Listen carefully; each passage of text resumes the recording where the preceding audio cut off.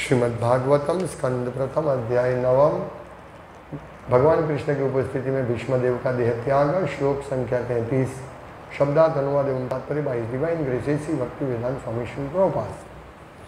त्रिभुवन कमनम तमाल वर्णम रवि कर गौरवराम्बरम दधाने वपूरलककुलावृतान्नाब्जम विजय सखे रतिरस्तु मेन भत्या।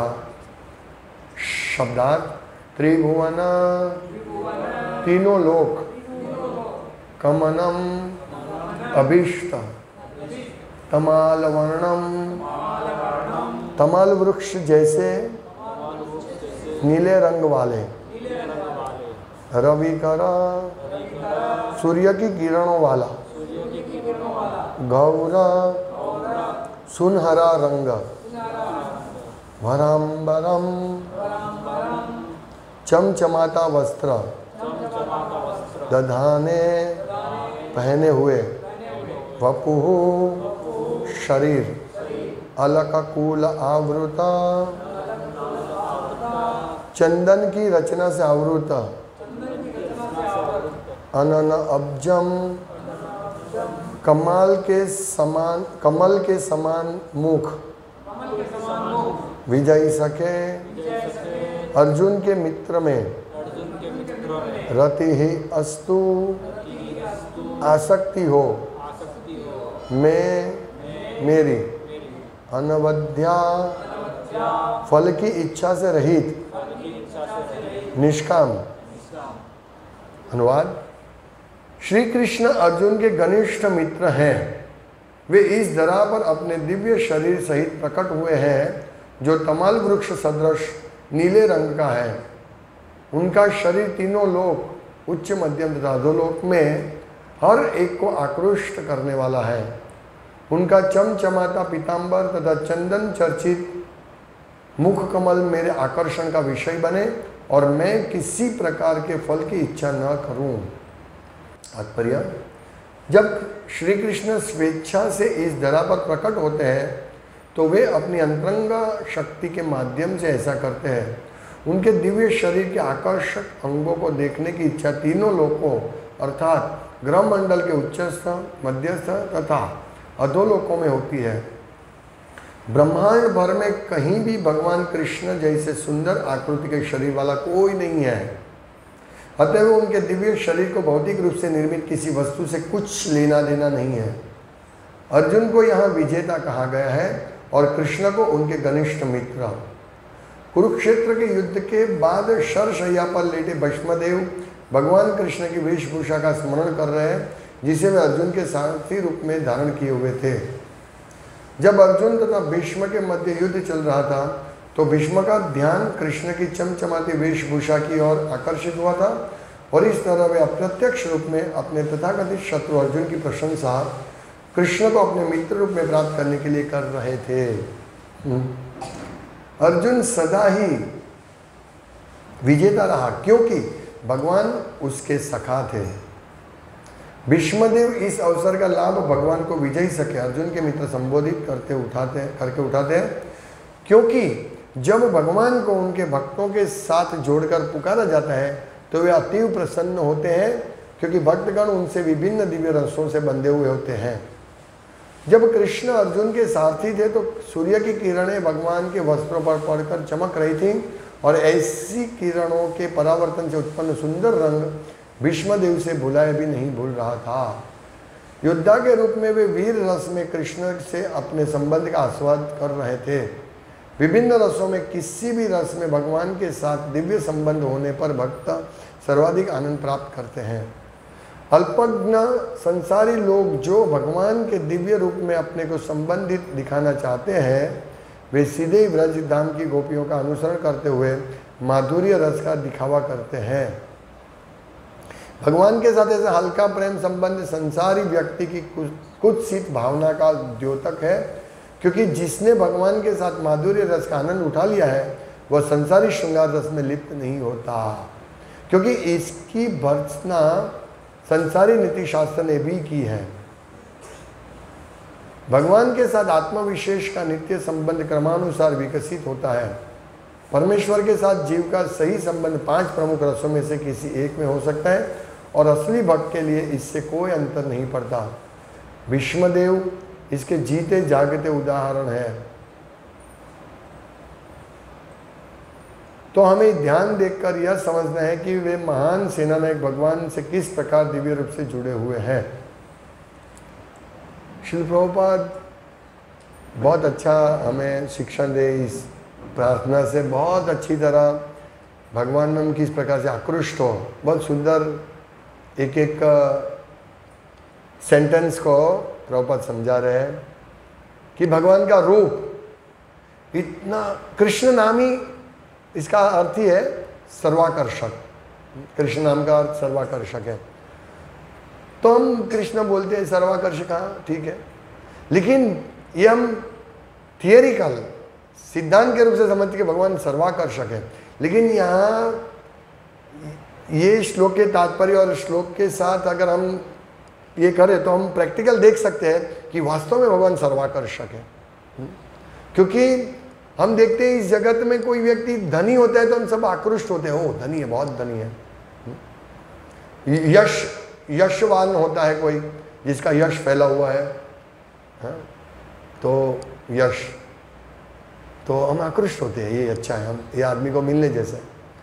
बलवान दारा सिंह, अभी तो कोई नाम नहीं है, खली खली है, तो आकर्षित होते हैं लोग, ओ खली बलवान। तो जब एक ही व्यक्ति में सब गुण होते हैं तो हम कितने आकृष्ट हो सकते हैं, ये हम सोच सकते हैं। प्रैक्टिकल यही हमें सोचना है। क्योंकि यहाँ प्रभुपाद कहते हैं कि उनके दिव्य शरीर के आकर्षक अंगों को देखने की इच्छा तीनों लोक अर्थात ग्रहमंडल के उच्चस्थ मध्यस्थ अधोलोकों में होती है। देखिए इस जगत में हम देखें, सबसे इस भौतिक जगत में सब टॉपमोस्ट ब्रह्मा जी है। ब्रह्मा जी और शिव जी गिन सकते हैं टॉपमोस्ट। शिव जी ने भी भगवान के मोहिनी रूप का दर्शन करने के लिए भगवान को बताया। और जब भगवान वृंदावन में थे तो सब देव देवता दर्शन करने आते थे, उनके द्वारका में आते थे देवता दर्शन करने। ऐसे इजीली उनको दर्शन नहीं मिलता था।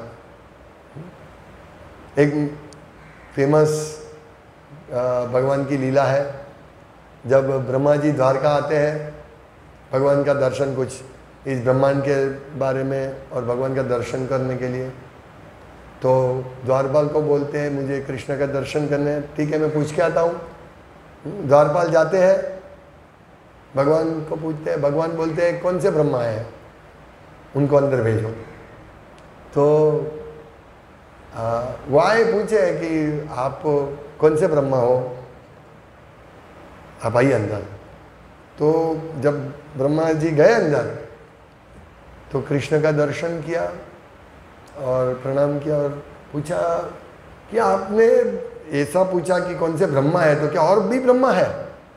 वो आश्चर्यचकित हो गया। तो तुरंत भगवान हंसे और तुरंत करोड़ों ब्रह्मा आ गए, करोड़ों ब्रह्मा, कोई 10 मुख वाले, कोई करोड़ों मुख वाले तक आए। हम तो कल्पना ही नहीं कर सकते। अभी सोचिए जिनके, और वो सब आके भगवान के चरण कमल में अपना सोने का मुकुट, सब अपने करोड़ मुख वाले ब्रह्मा भी अपना चरण कमल भगवान के, अपना मुकुट भगवान के चरण कमल में ये कर रहे हैं, स्पर्श कर रहे हैं। तो कैसे आकर्षक होंगे भगवान। हम ये सब कथा से हम ये कर सकते हैं। मतलब जो भी, इवन गाय, बछेरा, हम गाय देखते हैं, बछेरा, अगर बछेरा को दूध पीने मिल गया तो कभी भी वो अलग नहीं होगा माँ से, है? उसको अलग खींच के अलग करना पड़ता है। जब दूध का दोहन होता है तो गाय बछेरे को देख के, बछेरा जब एक दूध पीता है तब गाय दूध देना शुरू कर देती है, लेकिन फिर बछेरा को तुरंत अलग कर देना पड़ेगा, नहीं तो बछेरा पूरा दूध पी जाएगा। लेकिन कृष्ण का रूप माधुर्य, बंसरी माधुर्य इतना अद्भुत है कि बछेरा भी दूध पीना छोड़ के चित्रवत हो जाते हैं। कैसे आकर्षक होंगे भगवान। तो हमें इच्छा ऐसी, इस प्रकार हमें ये भीष्मदेव के स्तुति से हमें यही शिक्षा लेनी कि भगवान का आकर्षक रूप कितना सुंदर होगा, तो हम रूप का दर्शन कैसे करें? हमें दर्शन करने लालायित होना चाहिए। कोई अच्छी चीज़ है, पहले हम भौतिक दुनिया में रहते थे, अरे ये पिक्चर देखने जाओ बहुत अच्छी है, लोग बोलते थे, या ये तुम घूमने जाओ, ये जगह घूमने जाओ, ये बहुत अच्छा है, सापुतारा घूमने जाओ बहुत अच्छा है, तो हम ओह चलो जाना चाहिए, चलो ये करना चाहिए। भौतिक जगत में हम लोग ऐसा है। तो ये जो भीष्मदेव प्रार्थना करते तो हमें यही हमारा आकर्षण बढ़ना चाहिए। यस, भीष्मदेव यही प्रार्थना करके मेरे आकर्षण का विषय भगवान बने, क्योंकि भगवान का जो धोती है पीताम्बर चमचमाता, कितना सुंदर वस्त्र, क्योंकि ये वस्त्र भौतिक नहीं है, ये भी हमें समझना है। भगवान आध्यात्मिक दिव्य, भगवान यहाँ कहते हैं ना कि अपने दिव्य शरीर सहित प्रकट हुए हैं, तो दिव्य चीज जो है उसको भौतिक में कोई आकर्षण नहीं होता है, कोई आकर्षण नहीं होता है। जो व्यक्ति बड़े महल में रहता है उसको एक झोपड़ी में रहना कोई आकर्षण नहीं है, कोई आकर्षण नहीं। वो हाँ झोपड़ी में जाएगा कुछ और काम के लिए, लेकिन उसको वहां रहने का कोई आकर्षण ही नहीं होता है। तो जब भगवान दिव्य है, लोग मूर्ख लोग कहते हैं कि भगवान का गोपियों के प्रति आकर्षण एक भौतिक आकर्षण है, नहीं। भगवान दिव्य आध्यात्मिक है, सच्चिदानंद रूप है, तो भगवान कभी भी इस भौतिक जड़ जगत की कोई भी चीज से आकर्षित नहीं होंगे, कभी भी नहीं, कभी भी नहीं। लेकिन प्रभुपाद यहाँ लिखते हैं कि ये जो भगवान इतना आकर्षक है, यहाँ कहाँ लिखा है कि अल्पज्ञ संसारी लोग जो भगवान के दिव्य रूप में अपने को संबंधित दिखाना चाहते हैं, वे सीधे ही व्रज धाम की गोपियों का अनुकरण करते हो माधुर्य रस का दिखावा करते हैं।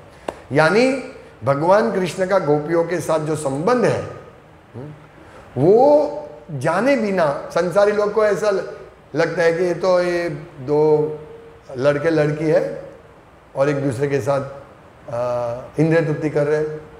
ये गलती है। इसीलिए प्रभुपाद बार बार इस भागवतम में, चैतन्य चरितामृत, अपनी सभी पुस्तक में मायावाद का खंडन करते हैं और कहते हैं कि भगवान सामान्य जीव नहीं है। भगवान की लीलाओं का, ये जो रास लीला विशेष करके भगवान की अंतरंग लीलाओं का चर्चा सामान्य लोगों के बीच में नहीं करना चाहिए, नहीं कि वो समझ नहीं पाएंगे,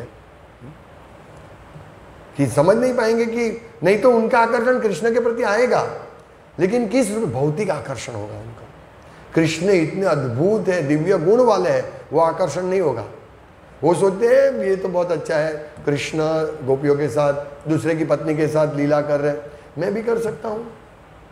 वो नरक में जाएगा अगर कोई रास। इसीलिए अवैष्णव मुखोद्गिरणम पूर्तम हरि कथामृतम श्रवणम नैव कर्तव्यम सर्पोच्छिष्ट यथापयम। जिस प्रकार दूध अमृत है, लेकिन उसको किसी सांप ने, जहरीला सांप ने मुंह मार दिया तो वो अमृत नहीं, विषमय बन जाएगा। उसी प्रकार भगवान की कथा अमृतमय है, तव कथामृतम। लेकिन यदि कोई व्यक्ति भक्त नहीं है भगवान का और वो इस कथा को कहता है और उसके मुख से कोई सुनता है कान में अपने, तो वो श्रवणम नहीं कर्तव्य, हमारा कर्तव्य नहीं है सुनना, नहीं तो हमें भी जहरीली असर होगी। क्योंकि ये वो सीधे वो लोग क्या करते हैं, लोगों का मनोरंजन। यहाँ तो मनोरंजन होता नहीं है भाई, यहाँ तो सुबह बैठना है, क्लास सुनना है, थोड़ा धैर्य रखना है और उपदेश लेना है। यहाँ कोई राधा कृष्ण की कथा नहीं होती है। कथा तो राधा कृष्ण की ही है, लेकिन शुरुआत से होती है। हमारा जो कलमश है उसको नाश करने की होती है। तो हमारे जब आकर्षण, तो ये कहते हैं स्वयं कि मेरा आकर्षण कृष्ण के प्रति बने और मैं किसी प्रकार के फल की आशा न रखूं। ये भीष्मदेव महान वॉरियर, महान भक्त, ये आशा कर रहे हैं। कल हमने देखा ना कितना। तो ये सबसे पहला ये है। और ये भगवान, तो मेरा पॉइंट ये था कि भगवान का जो ये पीताम्बर है, भगवान के आभूषण है, वो दिव्य है, क्योंकि हमें वो दिव्यता का अनुभव नहीं है, इसीलिए हम लोग समझते नहीं हैं। इसीलिए जब हम भगवान को माला पहनाते, फूल अर्पण करते हैं, या हमारे मुख से जो भी भगवान की प्रशंसा करते हैं, वो दिव्य है, दिव्य ध्वनि है। जब हम हरे कृष्ण महामंत्र बोलते हैं, वो दिव्य ध्वनि है। भगवान को जो फूल अर्पण करे वो दिव्य है। इसीलिए हम लोग ये प्रसाद, दिव्य प्रसाद को ग्रहण करते हैं। ये दिव्य है, ये 1% भी भौतिक नहीं है, क्योंकि भगवान ने ग्रहण किया है। भगवान कोई भौतिक चीज नहीं ग्रहण करते। ये समझना थोड़ा कठिन है। इसीलिए जब कोई व्यक्ति सुंदर वस्त्र पहनते हैं तो वो सुंदर, हमारे एक आकर्षण होता है, वो इतने कितना सुंदर वस्त्र पहना है, हमारा आकर्षण रहता है ना? तो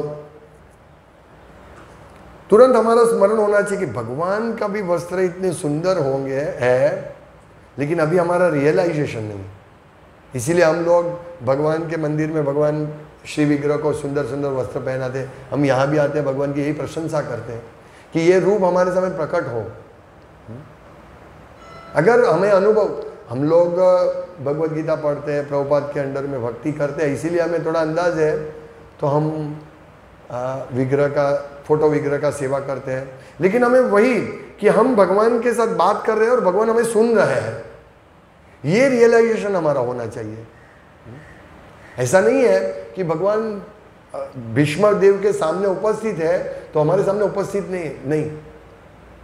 जब हम और आगे बढ़ेंगे तो हमें श्री विग्रह का भी दर्शन करने की आवश्यकता नहीं रहेगी। कनिष्ठ अवस्था में आवश्यकता है, लेकिन हम सब चीज में कृष्ण का दर्शन कर लेंगे, सब चीज में। जब हम मध्यम अवस्था और उत्तम अवस्था में आएंगे तब। कनिष्ठ अवस्था में हमको आवश्यक है कि भाई यहाँ विग्रह का सेवा, विग्रह और भगवान का फोटो भगवान से अभिन्न है, यही भगवान है। क्योंकि हमारी आंख की दृष्टि इतनी पावरफुल नहीं है, दिव्य नहीं है, इसीलिए हम लोगों को मालूम नहीं है। धीरे धीरे धीरे मालूम होगा कि यही कृष्ण है, और कृष्ण हमको सुनते हैं। जिस प्रकार साक्षात उपस्थित है, तो हम लोग, हमारे यहाँ भी यहाँ कृष्ण इस सेंटर में नाम के रूप में, अपने छवि के रूप में, सेवा के रूप में। हम सेवा किसकी करते हैं? कृष्ण की सेवा करते हैं। प्रभुपाद यही कहते हैं कि कुछ करो, कृष्ण को कुछ दो, कुछ तो दो। ये है, बहुत महत्वपूर्ण है। मैं जब ये लेक्चर में तो काफी बार सुना, हिंदी लेक्चर, इसमें प्रभुपाद जोर दे, कुछ तो दो। कितना भारी, कितना बड़ा प्रभुपाद का ये है। ये हम सोचते हैं कुछ तो दो, देना चाहिए, ऐसा नहीं। प्रभुपाद भार देते, कुछ तो दो। तो हमको सिखा रहे हैं प्रभुपाद, प्रत्येक एक एक शब्द से हमको सिखा रहे हैं। ये भी तात्पर्य इतना सुंदर है। अगर हम स्टेप बाय स्टेप, हमारे पास समय इतना नहीं है, स्टेप बाय स्टेप जाए तो इतना सुंदर ये है तात्पर्य। फिर प्रभुपाद दूसरा पॉइंट कहते हैं, यहां एक शब्द विजयी सखे, अर्जुन का नाम है विजयी सखे। तो प्रभुपाद कहते हैं कि भगवान को जब उनके भक्त के साथ संबोधन किया जाता है तो भगवान को ज्यादा प्रसन्नता होती है। विजयी सखे, विजयी यानी विजय सखे यानी कृष्ण, अर्जुन, कृष्ण का नाम विजय है और उनके सखे अर्जुन। जैसे अर्जुन नहीं बोले, विजयी सखे बोले। प्रभुपाद कहते हैं जब भगवान को नंद नंदन, यशोदा नंदन, देवकी नंदन, देवकी सुत, तब भगवान बहुत प्रसन्न होते। मदन मोहन मोहिनी, मदन मोहन, मतलब भगवान को भक्तों के साथ जब जुड़ते हैं तो भगवान बहुत प्रसन्न होते हैं। ये प्रभुपाद कहते हैं जब, क्योंकि भगवान जब उनके भक्तों के साथ जोड़कर पुकारा जाता है तो अतीव प्रसन्न होते हैं, क्योंकि भक्तगण उनसे विभिन्न दिव्य रसों से बंधे हुए होते हैं। क्योंकि भक्त भगवान के अलावा किसी को नहीं जानते हैं, कोई उनके पास नहीं, कुछ नहीं। जब परीक्षित महाराज ने भगवान का दर्शन किया अपने माता के घर में, तब तो छोटे बालक, कोई इतनी चेतना नहीं होती है। भगवान का दर्शन करके वो इतने आकृष्ट हो गए कि बाहर आके वो, हाँ, सब परीक्षा ले रहे। इसे उनका नाम है परीक्षित, कि ये मैंने देखा वही रूप है, नहीं ये रूप नहीं, ये रूप नहीं। सोचिए कि परीक्षित महाराज का जन्म से ही भक्त थे और उनका खेलने का भी यही था भगवान के, खिलौना भगवान की कथा सुनना, नाटक करना, यही सब था। तो हमें भी हमारे बच्चे को इसी प्रकार ट्रेनिंग देना है कि वो कृष्ण को शुरुआत से ही वो ये करें। उनके लिए सामान्य होता है कृष्ण के साथ खेलना, क्योंकि जब बचपन में हम जिसके साथ खेलते हैं हमारी चेतना वही रहती है, उसका विस्तार। आज भी सबको याद होगा बचपन में जो खेलते थे, कॉलेज के टाइम में जो मित्र थे वो भूलते नहीं है, नए मित्र नहीं बनते फिर। तो अगर बचपन से ही अगर हम कृष्ण के साथ दोस्ती करेंगे, कृष्ण कॉन्शियस बनेंगे, तो हम बड़े होकर भी हमारा बहुत बड़ा ये होगा, कृष्ण भक्त बनेंगे, हम भूलेंगे नहीं। प्रभुपाद कहते हैं, प्रभुपाद बचपन से राधा कृष्ण का विग्रह का सेवा करते थे, बचपन से रथ यात्रा भी निकाला था। लेकिन जब कॉलेज में आए तो उनकी थोड़ी, ये तो एक लीला है प्रभुपाद की, लेकिन उन्होंने राधा कृष्ण की सेवा को बंद कर दिया, मतलब स्टॉप कर दिया, प्रभुपाद कहते हैं। लेकिन फिर वापस उनके गुरु महाराज के संपर्क में आने से वापस, तो प्रभुपाद कहते हैं कि जो व्यक्ति बचपन से ही कृष्ण भक्ति करते हैं वो थोड़े समय के लिए अगर वो दूर भी हो जाएगी तो भी वो कृष्ण को नहीं भूलेंगे। तो हमें यही स्मरण रखना है। तो हमारा संबंध भगवान के साथ एक कोई रस में होना चाहिए, लेकिन ये कैसे आएगा? विधि भक्ति करने से। तो हमें विधि भक्ति करनी है और भगवान के साथ हमारा संबंध डिस्कवर करना है, यानी उसको जागरूक, डिस्कवर यानी उसको खोलना है, अनावरण करना है। हमारा संबंध है भगवान के साथ, संबंध है, इसी संबंध की वजह से हम यहाँ बैठे हुए हैं, हम सेवा कर रहे हैं। संबंध तो हृदय में है। कृष्ण भक्ति, नित्य कृष्ण भक्ति साध्य कबून है, श्रवण आदि शुद्ध चित्ते करय उदय। तो कृष्ण कॉन्शियसनेस, कृष्ण भावना, कृष्ण के साथ संबंध कोई बाहर की चीज नहीं है, आत्मा का स्वभाव ही हम कृष्ण के साथ संबंध में है ही, लेकिन वो ढंग गया है, ढंग गया है। जैसे प्रभुपाद समझाते हैं, एक अरीसा होता है, उसके ऊपर बहुत धूल जमी है तो हमारा रूप नहीं दिखेगा, हमारा चेहरा नहीं दिखेगा। तो हम जब साफ करेंगे तब स्पष्ट, तो हमारा मन रूपी दर्पण भी ऐसा ही है, गंदा है।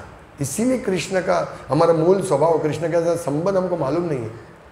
बाकी हम तो सच्चिदानंदमयी आत्मा, तो हम सच्चिदानंदमयी है, हम कभी दुखी नहीं रहते। लेकिन हम कितने दुखी रहते इस जगत में। तो जितना हमारा माया से संबंध ज्यादा होगा, माया में होंगे, उतने हम दुखी रहेंगे। ये भी कल हमने देखा। और जैसे ही हमारे कृष्ण के साथ नित्य संबंध हम समझ लेंगे, हम इस प्रकार भगवान की सेवा करेंगे, फूल हार से, धन से, दर्शन से, मंगल आरती करके, अनेक सेवा, अनंत भगवान की अनंत सेवा है। इस प्रकार हम भगवान से हमारा पुनः संबंध स्थापित कर सकते हैं। किसके लिए माला बना रहे हो? कृष्ण के लिए। किसके लिए नाच रहे हो? कृष्ण के लिए। धीरे धीरे धीरे अभ्यास करेंगे हम। एक लिखना सीख रहे हम, एक चैतन्य महाप्रभु में सिखा रहे कृष्ण भक्ति, ABCD सिखा रहे। और हमें क्या बनना है? बड़े प्रेमापुमार्थो महान, हमें कृष्ण प्रेम प्राप्त करना है। ये हमारा डिग्री है, कृष्ण को प्रसन्न करने का हमारा डिग्री है।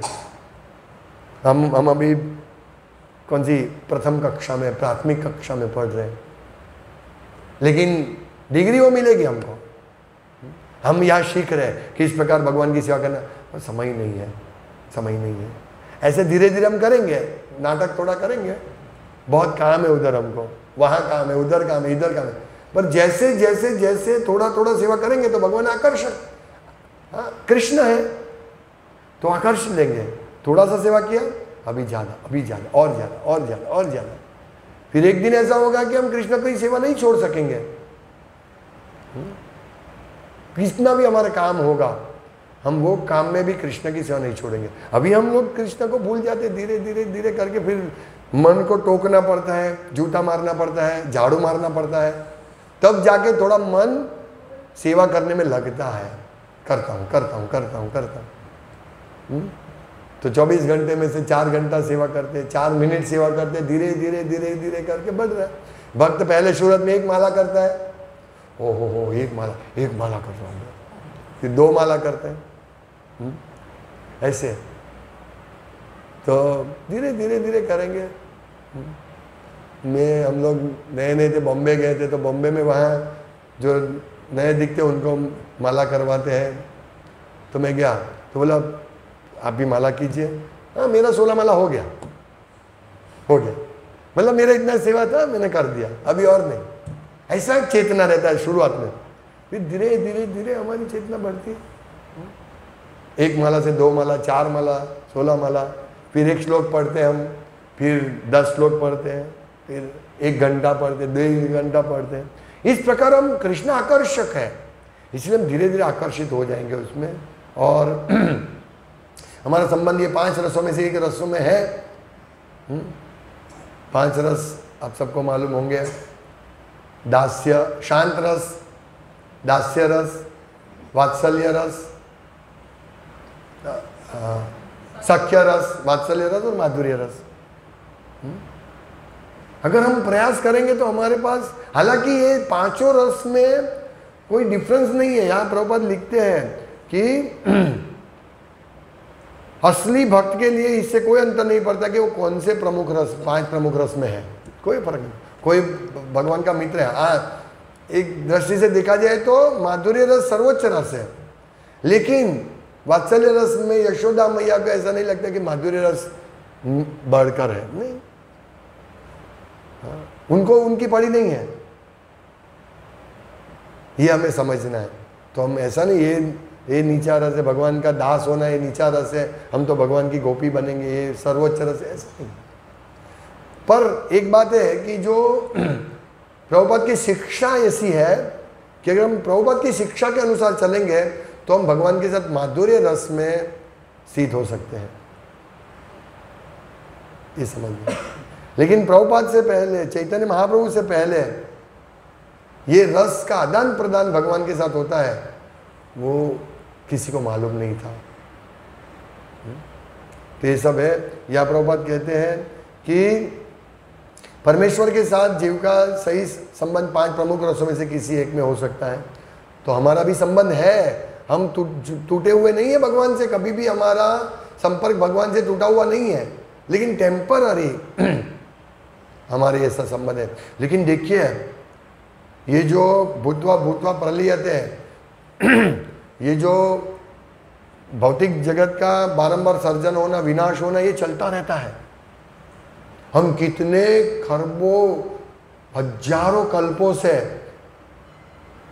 हमारा कर्म करते हैं, वापस ये भौतिक जगत का प्रलय होता है, विलय होता है, हम वापस भगवान महाविष्णु के पेट में चले जाते हैं। ऐसे करोड़ों जन्मों से हमें, करोड़ों। सोचिए, अब ये महामूल्य धन हमको मिला है कृष्ण भक्ति का, तो हमें इसको वेस्ट नहीं कर देना चाहिए। हमें समझना है कि हमारे पास समय नहीं है इतना, अभी भी हमको इस कल्प और कल्प का राह देखना है, और ब्रह्मा जी का 1 दिन का, और ब्रह्मा जी का एक जन्म का नहीं, निकलना है जल्दी।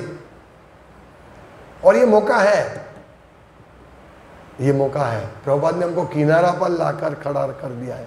एक प्रार्थना सुनिए, भीष्म देव तो निकल गए इस भौतिक जगत से, हमें भी निकलना है। सब शुद्ध भक्त निकल गए, हमें भी निकलना है। यही हमारी प्रार्थना होनी चाहिए कि भगवान, जैसे भक्तिविनोद ठाकुर महाराज कहते हैं ना, कि सब असुरों ने तो भगवान आपका चरण कमल प्राप्त कर लिया, मेरा क्या दोष है? आमे की दोष है दोषी, क्या दोष है मेरा कि मुझे आपका चरण का शरण नहीं मिला। हालांकि भक्तिविनोद ठाकुर तो भगवान के चरण कमल में 24 घंटा रहते थे, लेकिन ये हमें सिखा रहे हैं कि हमें की दोष है दोषी, मेरा क्या दोष है कि मुझे भगवान का चरण कमल का शरणागति नहीं मिलता है। ये हमारी प्रार्थना होनी चाहिए। ये और इस्कॉन का मुख्य उद्देश्य, और हमें भी प्रचार करते हैं, हमारा यही उद्देश्य है। और हम इसीलिए बुक डिस्ट्रीब्यूशन करते हैं ताकि हमें भी भगवान हमें देखे कि हो ये पुस्तक वितरण कर रहा है, चलो अभी मैं उनको अपना रूप का दर्शन करवाता हूँ। नहीं तो योग माया से आवृत रहते हैं भगवान, किसी को नहीं दर्शन मिलता है। जैसे हम सूर्य को देखते हैं तो हम 5-6 क्षण सेकंड देखेंगे, फिनिश, नहीं देख पाएंगे। तो ये करोड़ों सूर्य जितना तेज है वो कैसे देख पाएंगे। और एक लास्ट पॉइंट, इसमें भगवान का वर्णन नीले रंग का, भगवान कैसे नीले रंग का,